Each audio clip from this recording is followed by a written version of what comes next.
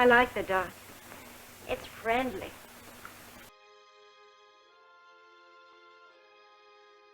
Beware of false prophets, which come to you in sheep's clothing, for inwardly they are ravening wolves. Hi strangers, let's talk about Night of the Hunter. The Night of the Hunter will be 70 years old next year, which is mad, and despite its rocky debut and the prevailing opinion of the time, it has gone on to be regarded as not just one of the best films of the 50s, but one of the best films of all time.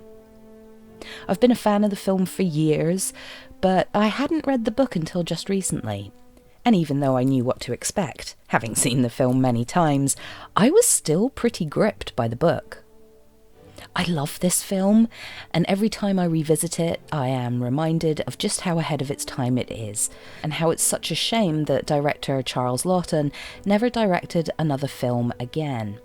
And he never got to see how his film was embraced. Without a doubt, one of the scariest movies I have ever seen, and I did not expect it to be so eerie, but it still chills me. The movie contains some of the scariest things I've ever seen. It encapsulates the spirit of dread in the persona of Robert Mitchum like no other. The Hunter scared me as a child. The Robert Mitchum character, with a great script by a man called James Agee. It was Charles Laughton's only film that he directed. It has a character played by Mitchum who is a preacher, supposedly a man of God, but in fact he's an avenging angel. And he's pursuing these young children through the forest because he thinks they know where their daddy's or mommy's fortune is buried. I discovered Night of the Hunter, and I don't remember whether it was in an art film or whether I saw it on The Late Show. And the way that Charles Laughton shot him, he's massive. I mean, he's like shoulders, frame to frame in that. And that song, I mean, the counterpoint of that song he sings in that hymn, we know from the get-go, this is a sick puppy, a big, brutal, sick puppy. The novel and film took inspiration from the true story of the Lonely Hearts killer Harry Powers. He was hanged in 1932 for the murder of 2 widows and 3 children in Clarksburg, West Virginia. The novel was released in 1953 and became an instant bestseller and was a finalist for the 1955 National Book Awards, losing out to A Fable by William Faulkner, which I haven't read. Should I? Have you read it? If you've never seen Night of the Hunter, please go watch it. It's not just an interesting story, but it's so beautifully presented. It's like a dark folk tale, a cautionary tale that takes its set design and lighting from theatre and German expressionism and has performances that will stick in your mind like a dirty smudge. The book and the film take place in Depression-era America, and the book starts with a quote from Moby Dick. "Where do murderers go, man? Who's to doom when the judge himself is dragged to the bar?" This comes from a longer passage discussing Captain Ahab's belief in fate and questioning if God is to blame for all the suffering in the world. I haven't read Moby Dick, but I am somewhat familiar with it. But if I have that interpretation wrong, please let me know in the comments. There's also a parallel between Captain Ahab and the Preacher in Night of the Hunter, in that they are both single-minded in their pursuits to the point of obsession, and it never occurs to either of them that this obsession could be their downfall. Granted, this is taken out of context, but Captain Ahab is described as a grand, ungodly, godlike man, which, as I say, taken out of context, but could be describing the Preacher. I'm probably never going to read Moby Dick, it's just not my jam, but if you've read it and you can find more parallels with The Night of the Hunter, let me know. When it comes to the book, something that I wasn't expecting was how experimental it was in terms of punctuation. There are no quotation marks for the dialogue, which is an interesting choice, although I'm not entirely sure why author Davis Grubb chose to do this. But you get used to it pretty quickly, to be honest, and I don't have a problem with authors breaking the established rules of writing, but I know it puts a lot of readers off. A lot of people are looking for fun, easy reads, and the lack of quotation marks can mean that you might find yourself having to reread a sentence or a paragraph just to establish who's talking. The book is broken up into 4 parts plus an epilogue, and while it's often thought of as noir thriller, the book definitely has a Southern Gothic feel to it. Particularly with the descriptions of nature and the various locations, it really brings the area to life.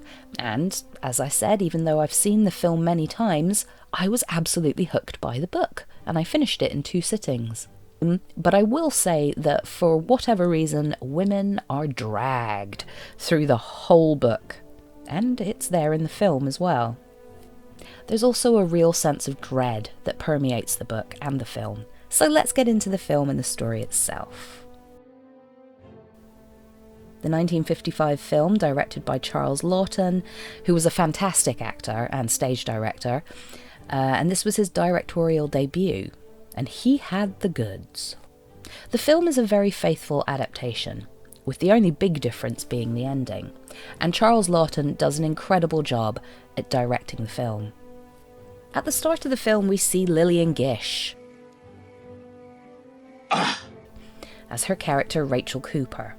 We start with her, she's talking to some children, and she says, "Beware of false prophets which come to you in sheep's clothing." It's a really cool way for the film to start because it smacks you in the face with the artistic style, and it ties in with the fairy tale quality the book and the film has. We are introduced to Harry Powell, a self-proclaimed fire and brimstone style preacher. But he's also a misogynistic serial killer. In fact, as we see him for the first time, he's talking to God, and as he drives down the country roads, he remarks that he can't quite remember just how many women he's killed.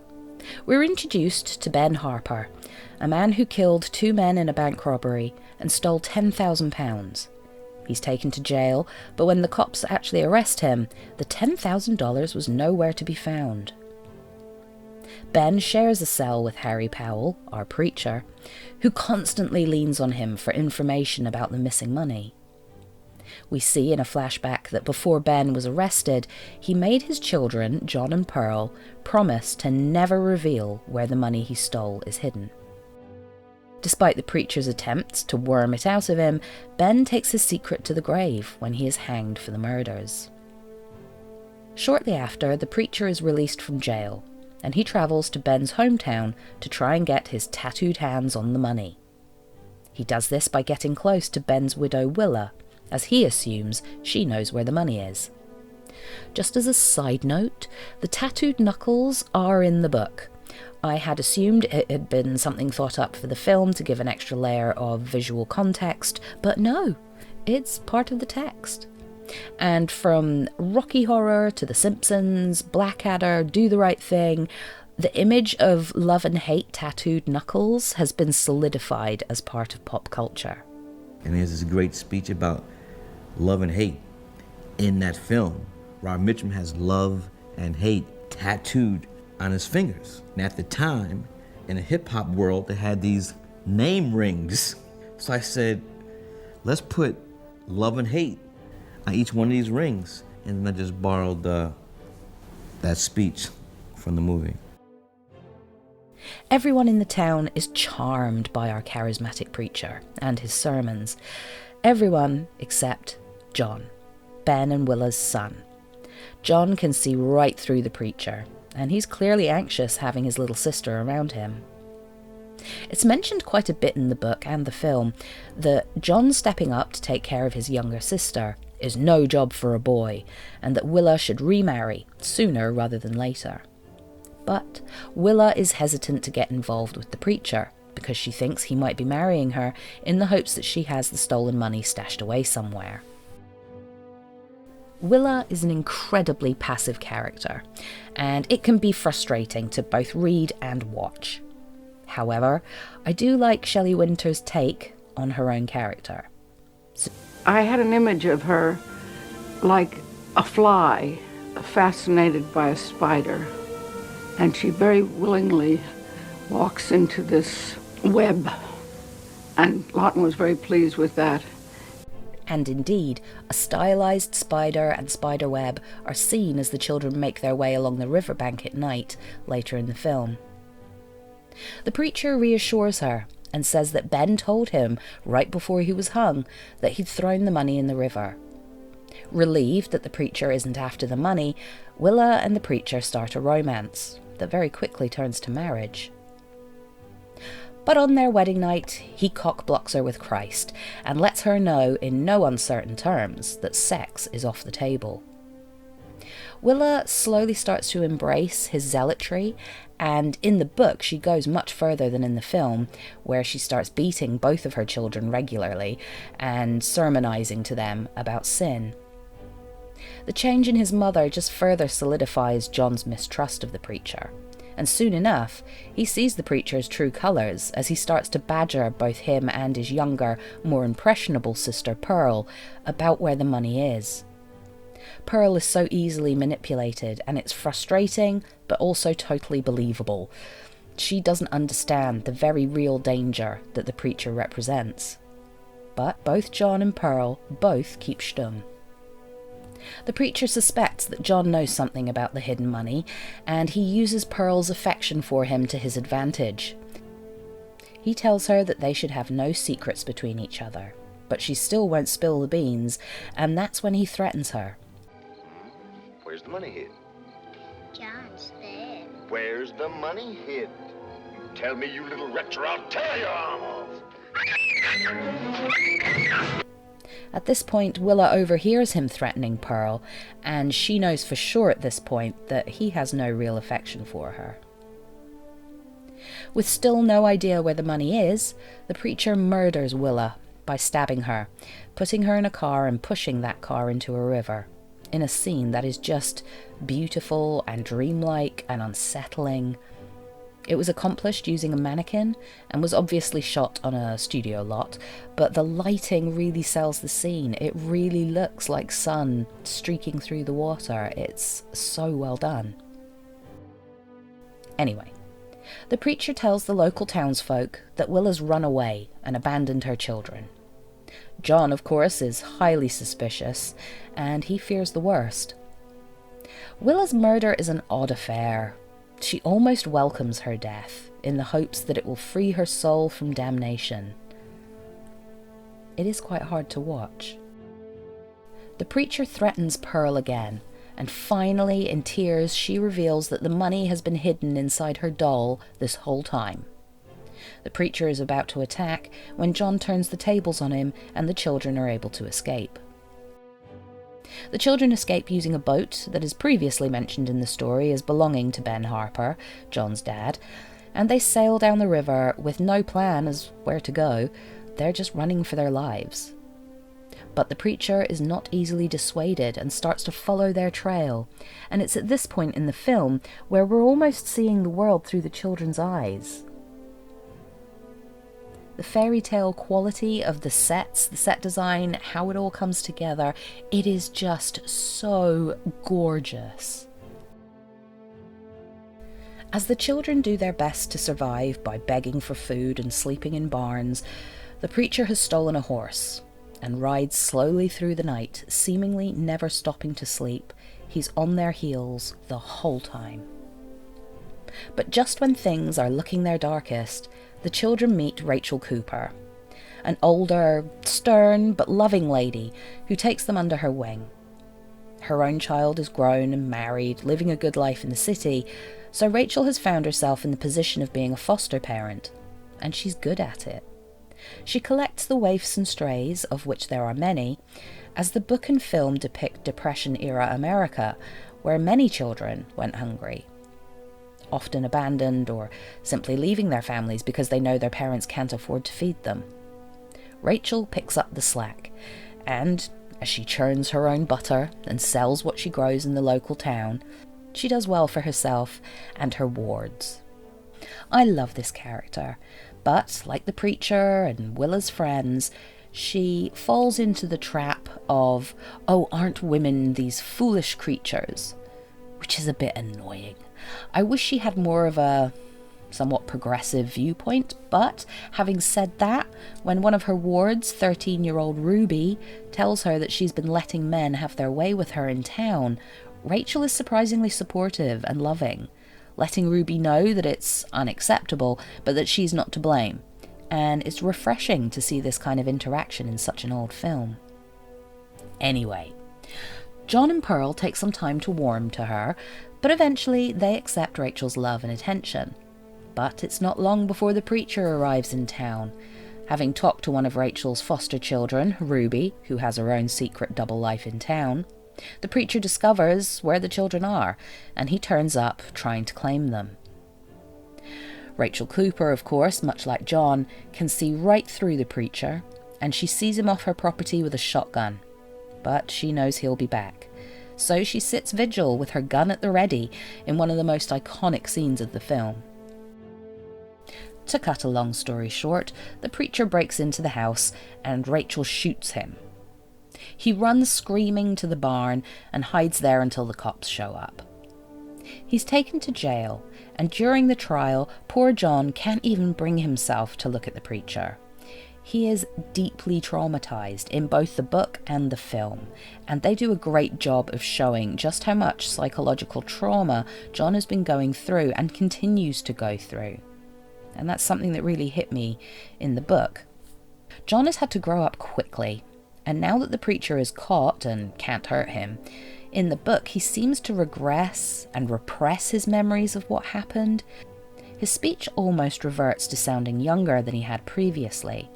And perhaps because he's no longer the sole protector of his sister Pearl, he's able to relax a little bit, and with that comes this expression of trauma, reverting to a younger, more innocent version of himself. It's bittersweet, because while he absolutely deserves a childhood with fun and carefree shenanigans, he was also a smart, competent, confident kid who has this sense of honesty and integrity far beyond his years, and it felt like that part of him was slipping away. Meanwhile, the townsfolk are whipped up into a frenzy since discovering what the preacher was really up to, and eventually they get so worked up that they attempt to break into the jail to kill the preacher. Evil dies tonight! In the book, it's heavily implied that the townsfolk kill the preacher.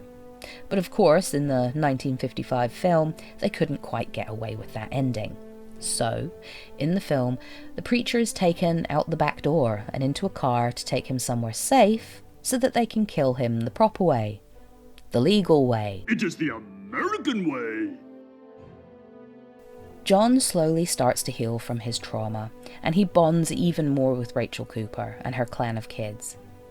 Rachel saves these children's lives and says, "Lord, save little children. The wind blows and the rains are cold, yet they abide." And that's it. That's the story. The negative reaction to the film had the unfortunate effect of making it the only film that Charles Laughton directed. He of course continued to direct theatre and TV, but as for feature-length films, this is it. But what a film to have as your only credit. And what a cast to have. Billy Chapin, who plays John, is fantastic. He really sells having to be older than his years, and the torment that he goes through by keeping his father's secret is palpable. Every time this wee boy clutches his stomach, it breaks my heart. Robert Mitchum is also obviously so good in this role. It is genuinely iconic. He looks physically imposing, and yet he goes from this soft-spoken, easygoing preacher to a literal screaming madman, and it's so unsettling. I love this film, and I urge you to watch it, even if you've already seen it. Treat yourself. Go watch it again. It is fantastic. Well, that's it. That's the video. Thank you so much for sticking around. I want to say thank you to my patrons, John Cleveland, Veronica, Sinead Finn, and Paul. These fine folk have supported me either through Patreon or Ko-Fi, Coffee, however you want to pronounce it. But without them, this channel probably wouldn't exist. I had what seems to be my seasonal laptop problems and had to take a break over October. So for those of you who have stuck around, you guys, you are the cream in my coffee. Thank you so much. And that's it. Keep fighting the patriarchy, be kind to your pets, and stay spooky. I'm going to give the people what they want. Sensation, horror, shock. Send them out in the streets to tell their friends how wonderful it is to be scared to death.